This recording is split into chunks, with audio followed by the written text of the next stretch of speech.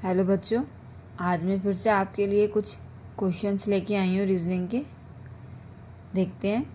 First question है, if with the third, fourth, fifth, seventh and 10th letter of the word personality. आपको एक word given है personality और आपको instructions दी गई हैं कि पर्सनालिटी वर्ड का थर्ड, फोर्थ, फिफ्थ, सेवन्थ और 10th letter a meaningful word is formed.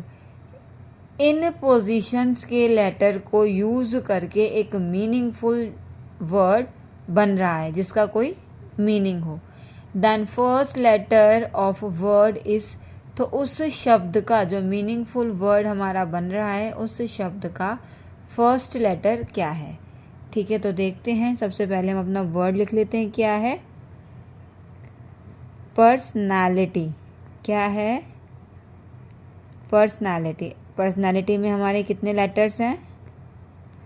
6, 7, 8, 9, 10, 11 letter से हमारे पर्सनालिटी में हमें किस पोजीशन का लेटर उठाना है?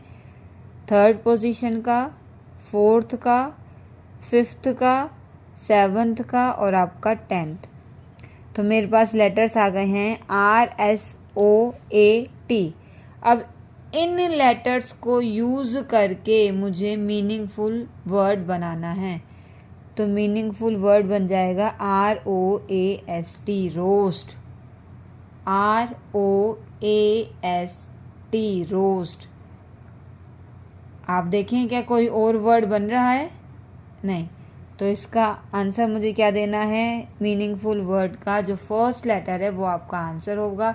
ऑप्शन में आपके पास लेटर्स गिवन होंगे, आप आर को उसमें टिक कर देंगे। नेक्स्ट क्वेश्चन है, 6 persons playing a game sitting in a circle facing the centre. Okay, 6 लोग हैं, वो कोई गेम खेल रहे हैं और सबका फेस किस तरफ है? सेंटर की तरफ है। ठीक है। Vijay was to the left to Sudhir. Sudhir के लेफ्ट कौन है? विजय है। अब मैं सुधीर को कहीं बिठा देती हूँ, कहीं पे भी बिठा सकते हो, वो आपके ऊपर डिपेंड करता है। मैंने सुधीर की पोजीशन यहाँ दी है और इसके लेफ्ट में कौन बैठा हुआ है? विजय। ठीक है। नेक्स्ट क्या है? Amar was between Rakesh and Saurabh. Amar कहाँ है? राकेश और सौरभ के बीच में अमर बैठा हुआ है। ठीक है। अब देखो जो पोजीशंस खाली हैं, अगर मैं अमर को यहाँ बिठाऊं तो यहाँ तो ऑलरेडी विजय है, तो यहाँ पे राकेश नहीं आ सकता। अगर मैं अमर को यहाँ बैठाऊं तो यहाँ पे राकेश आ सकता है और यहाँ पे भी सौरभ आ जाएगा। अगर मैं अमर को यहाँ बैठाऊं तो यहाँ राकेश आ जाएगा, यहाँ सौरभ आ जाएगा। तो अमर के लिए कौन सी 2 पोजीशन फिक्स हुई हैं? ये वाली और ये। ठीक है। अभी हमारी जो हम कर रहे हैं और जो क्वेश्चन में कंडीशन गिवन है उसके हिसाब से अमर को हमें बिठाना है। तो हमारे सिटिंग के हिसाब से अमर इन दोनों पोजीशंस में किसी एक पर बैठ सकता है। थोड़ा आगे की कंडीशन देखते हैं, उससे हमें और क्लू मिलेगा। नेक्स्ट है, Nirav was second to the left of Amar. Nirav कहाँ पे है? अमर के बाईं तरफ दूसरे नंबर पे। अगर मैं अमर को यहाँ बैठाऊंगी, अमर का मुंह इस तरफ है तो उसका लेफ्ट इस तरफ होगा और राइट उस तरफ होगा। ठीक है। अगर मैं लेफ्ट इधर लूँगी तो लेफ्ट दूसरा 1, 2, यहाँ तो विजय है, तो फिर विजय की पोजीशन डिस्टर्ब होगी। तो यहाँ से अमर मेरा क्या हो गया? कैंसिल हो गया। अमर की पोजीशन कौन सी हो गई? ये वाली होगी। अमर की पोजीशन ये होते यहाँ पे राकेश आ गया और यहाँ पे आपका सौरभ आ गया। ठीक है। और आपसे क्या कहा गया? अब देखो नेक्स्ट दे रखी है आपको कि जो ये नीरव नाम का बच्चा है वो अमर के left hand side second position पे है। तो इधर फेस करेंगे तो लेफ्ट इधर होगा अमर का और राइट इस तरफ होगा। सेकंड 1 और 2, तो यहाँ पे क्या आ गया? नीरव आ गया। ये हमारे 6 बंदे हैं जो कि बैठ गए हैं। तो अब ये सब कैसे बैठ गए हैं? ये बैठे हैं, यहाँ पे हमने सुधीर लिया था, ये यहाँ पे नीरव आ गया है, ये सौरभ की जगह है, ये अमर यहाँ पे अलॉट हुआ और यहाँ पे आपका राकेश आ गया और ये आपका विजय है। ठीक है, अब आपसे देखो इस पर कोई भी क्वेश्चन पूछा जा सकता है। क्वेश्चन क्या पूछा गया है, who is second to the right of Vijay. Vijay के राइट साइड दाएं तरफ दूसरे नंबर पे कौन है, ये मेरा विजय है 1 और 2। इधर ये लेफ्ट होगा, इधर की तरफ फेस है, ये राइट है इसका। 1 और 2 कौन है, नीरव है। तो आपका आंसर क्या हो गया है, नीरव हो गया है। जो ये सिटिंग अरेंजमेंट के ऊपर पजल होते हैं बेटा, इनकी कोई ट्रिक नहीं है, कोई शॉर्टकट फॉर्मूला नहीं है। इसके लिए आप जितनी ज़्यादा प्रैक्टिस करोगे उतना अच्छा होगा। जैसे हमने जो फर्स्ट क्वेश्चन करा, ये कोई कोडिंग डिकोडिंग के लिए कोई हमें कुछ रूल फॉर्मूला नहीं अप्लाई करना है। जिस तरीके से क्वेश्चन में हमें इंस्ट्रक्शंस गिवन है उसको फॉलो करते हुए हमें अपना आंसर निकालना है। ठीक है, नेक्स्ट है आपका a man walks from his house towards north. ठीक है, इधर देखते हैं, स्पेस यहाँ पे है हमारा। हम अपने फटाफट से चार्ट बना लेते हैं। ये नॉर्थ हो गया, ये साउथ हो गया, ये ईस्ट हो गया, ये वेस्ट हो गया। ठीक है, क्वेश्चन क्या कह रहा है हमसे, क्वेश्चन कह रहा है कि a man walks from his house towards north. North की तरफ जा रहा है और 15.5 किलोमीटर कवर कर रहा है। ठीक है, हमने यहाँ मान लिया, हम गए यहाँ पे नॉर्थ, कितना कवर करा, 15.5 कवर कर लिया। ठीक है, उसके बाद वो कह रहा है then turns left and travel 7 kilometre. उसके बाद उसने कहा है कि यहाँ से उसने लेफ्ट टर्न लिया और कितना चला है, 7 किलोमीटर चला है। Next he turns left again and after travelling 31 kilometre turns left and stops after travelling 7 kilometre. Question क्या कह रहा है कि फिर से उसने लेफ्ट एंड साइड टर्न लिया और लेफ्ट साइड मुड़ने के बाद उसने 31 किलोमीटर कवर किया है। उसके बाद उसने दोबारा से लेफ्ट लिया और 7 किलोमीटर चला है। How far is he from his house, अपने घर से वो कितना दूर है।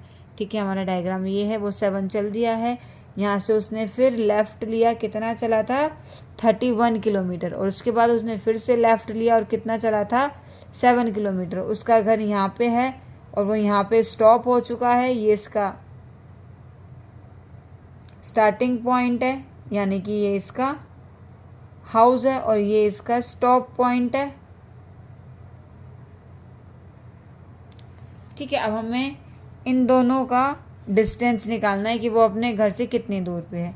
ये 7 है तो ये भी 7 है, तो ये टोटल आपका कितना होगा, 31। इस साइड से ये साइड इक्वल होगी, इतना हमें दे रखा है। 31 में से हम 15.5 माइनस कर देंगे, 0 हो जाएगा। यहाँ पे 5 आ गया है, ये यहाँ 5 बचा, कैरी गया 0, 5 आया, 2 में से बन गया 5। तो आपका डिस्टेंस कितना आ जाएगा, 15.5। ये आपका आंसर है। नेक्स्ट क्वेश्चन है आपका clasp is related to bracelet, then from given options which option is similar to the given hint. ठीक है, अब हमें क्लास्प और ब्रेसलेट के बीच में जो रिलेशन है दिए हुए ऑप्शन में से वो रिलेशन किस में बैठ रहा है, फिट, हमें वो निकालना है। क्लास्प ब्रेसलेट, यानी कि ब्रेसलेट में जो एक क्लास्प उसको कहते हैं जो मतलब ब्रेसलेट को इजीली हमारे कलाई में से पहना जा सके या उसको रिमूव किया जा सके। ठीक है, उसको होल्ड करता है ब्रेसलेट को। क्लास्प क्या है, होल्ड करता है। Clasp is one which holds the bracelet. तो उस तरीके से ऑप्शन हमारा मैच करेगा। Belt is one which holds the buccal. ठीक है, जो बक्कल होता है वो क्या करता है, हमारा बेल्ट को होल्ड करता है। बक्कल जो आगे जिसमें हम हुक वुक लगाते हैं, तो इसी तरीके से क्लास्प क्या होता है, ब्रेसलेट को होल्ड करता है। नेक्स्ट क्वेश्चन है हमारा इफ हिम हर दैम। ठीक है, हम इसको लिख लेते हैं, हिम हर दैम। इसको क्या लिखा गया है, DENEKE। नेक्स्ट स्टेटमेंट मुझे गिवन है डू हिम वाई, इसको लिखा गया है NELKIR, ठीक है। थर्ड स्टेटमेंट है आर दे डू, इसको लिखा गया है SHFULK। अब आपसे पूछा गया है कि डू का कोड क्या है। सबसे पहले हम अपनी गिवन स्टेटमेंट में उन दो स्टेटमेंट्स को कंपेयर करेंगे जिसमें हमें जिस वर्ड का कोड निकालना है वो हो। जैसे डू का निकालना है तो डू इसमें है और डू इसमें है। डू आपका इस स्टेटमेंट में भी है और इस स्टेटमेंट में भी है। अब हम ये देखेंगे कि डू के अलावा कोई और वर्ड भी है जो दोनों में कॉमन है। सेकंड स्टेटमेंट में हमारा डू हिम वाई, थर्ड में है आर दे डू, तो दोनों स्टेटमेंट्स में सिर्फ और सिर्फ वन वर्ड कॉमन है, वो है डू। तो हम इसके कोड में भी देखेंगे कि कोड कौन सा कॉमन है, कौन सा कोड सिमिलर है, LK। तो डू का कोड कौन सा निकल के आ गया है, LK। नेक्स्ट क्वेश्चन है Nagaland is related to Kohima, then Manipur is related to. Nagaland और कोहिमा में क्या है, ये इसकी कैपिटल है, तो मणिपुर की कैपिटल क्या होगी, इम्फाल, ठीक है। ये वाला क्वेश्चन आपका जीके के कॉन्सेप्ट पे है, तो आपको जीके जो आपका एनालॉजी के क्वेश्चंस हैं वो किसी भी कॉन्सेप्ट पे आ सकता है, तो आपको अपने सारे कॉन्सेप्ट्स क्लियर करके चलने पड़ेंगे, ठीक है। नेक्स्ट क्वेश्चन है 5, 7, 11, 13, 17, 19 सीरीज बेस्ड है। इस सीरीज को कंप्लीट करना है कि 19 के बाद कौन सा नंबर आएगा। अभी हम पहले देखते हैं कि इसमें लॉजिक क्या लगा हुआ है। 5 से 7 इसमें कुछ भी लॉजिक लग सकता है। कभी कभार ऐसा होता है सिंपल इंक्रीमेंट या डिक्रीमेंट करके हो, फिर नेक्स्ट वाला नंबर फर्स्ट वाले का स्क्वायर करके 1+ या 1- हो रहा हो, या 5 का डिफरेंस हो, अल्टरनेट में इंक्रीमेंट और डिक्रीमेंट हो रहा हो, कुछ भी लॉजिक लग सकता है। तो अब हम देखेंगे कि हमारे क्वेश्चन में कौन सा लॉजिक लग रहा है। अब देखते हैं हम 5 से 7, 7 से 11, 5 में 2 प्लस करा 7 आया, ठीक है। 7 में कितना प्लस करेंगे, जो 11 आएगा। अभी हम देख रहे हैं कि नंबर्स जो हैं वो इंक्रीमेंट फॉर्म में हैं, तो क्या पता कुछ सीरीज ऐसी बैठ रही हो। देखते हैं हम, यहाँ पे 4 आया, 11 में 13, यहाँ पे 2 का इंक्रीमेंट हुआ है, 13 से 17 यहाँ पे 4 का इंक्रीमेंट हुआ है, 17 से 19 यहाँ पे 2 का इंक्रीमेंट हुआ है। तो अगर आप सीरीज देख रहे हो तो इसमें पहले 2 का इंक्रीमेंट हो रहा है, फिर 4 का हो रहा है, फिर 2 का हो रहा है, फिर 4 का हो रहा है, फिर 2 का हो रहा है।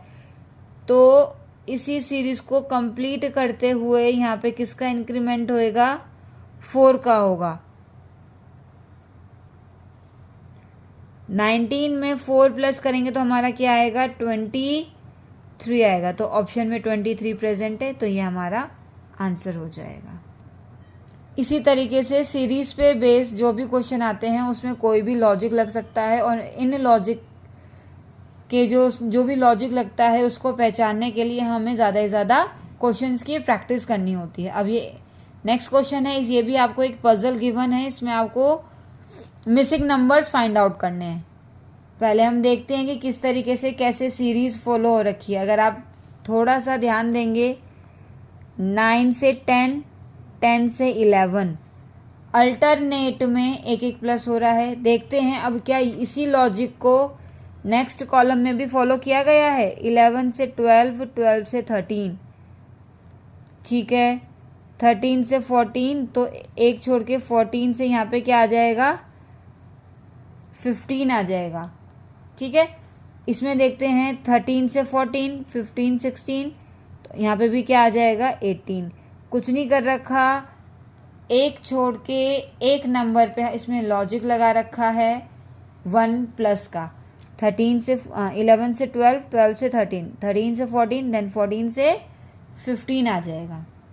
तो आपका आंसर हो जाएगा 18, 15। नेक्स्ट क्वेश्चन है इसमें आपको ना एक स्टेटमेंट दी गई है, आप ध्यान से देखो। 30 थीटा 10 गामा 5 अल्फ़ा 10 बीटा 20। अब हमें ये जो theta gamma alpha beta use करे हुए हैं, इनका सिंबल दे रखे हैं कि इनकी जगह हमें क्या यूज़ करना है। ठीक है, देखते हैं इसको। थीटा दे रखा है हमें डिवाइड बाय 10, दोबारा लिखती हूँ मैं, सॉरी। 30 थीटा है डिवाइड, नंबर है 10, फिर गामा है मल्टीप्लाई, देन 5, अल्फ़ा का मतलब है प्लस, देन 10, बीटा है माइनस, देन 20। तो मेरी स्टेटमेंट ये बन गई है। अब बस सिंपल आपको क्या करना है, कुछ नहीं करना, बोर्ड मास का रूल लगाना है और इसको सॉल्व कर देना है। सबसे पहले आपका डिवाइड होगा, इसको डिवाइड करके 3 आ गया, 3 को 5 से मल्टीप्लाई करोगे 15 आ गया, 15 को 10 में प्लस करेंगे तो क्या आ जाएगा 25, 25 में से 20 माइनस करेंगे, आ गया आपका आंसर 5। ठीक है, स्टेप बाय स्टेप सॉल्व करके देखने की ज़रूरत नहीं है आपको डायरेक्ट करना है। आपके स्टेप्स कोई नहीं देखेगा, क्वेश्चन में ऑप्शन गिवन होते हैं, आप किस तरीके से सॉल्यूशन कर रहे हैं, बिल्कुल स्टेप बाय स्टेप कर रहे हैं, जंप करके कर रहे हैं, वो सॉल्यूशन आपका कोई नहीं देखेगा। सिर्फ और सिर्फ एग्जामिनर को ऑप्शन से मतलब होता है। ठीक है, तो आप जितना ज़्यादा हो सके जब भी आप प्रैक्टिस कर रहे हैं तो थोड़ा शॉर्ट उसमें अपने स्टेटमेंट को सॉल्व करने की कोशिश करें। नेक्स्ट क्वेश्चन है आपको एक वर्ड दे रखा है, अल्फ़ा न्यूमेरिक वर्ड है जिसमें लेटर्स भी हैं और नंबर्स भी हैं और मिरर लगा रखा है। मिरर इमेज पे आपका क्वेश्चन है। लेफ़्ट टू राइट हम लिखेंगे, पहले 8 आएगा, फिर ओ जी जो है वो इस तरीके से बन जाएगा, जो इसकी लेफ्ट हैंड साइड है वो राइट हैंड साइड में बन जाएगी। डी आपका इस तरीके से बन जाएगा, ई आपका इस तरीके से बन जाएगा, डब्ल्यू ऐसे ही रहेगा, 2 इस तरीके से बनेगा, 1 ऐसे रहेगा। ठीक है, आप ऑप्शन में देख सकते हैं, ऑप्शन में से देखते ही आपका आंसर आपको मिल जाएगा। Thank you.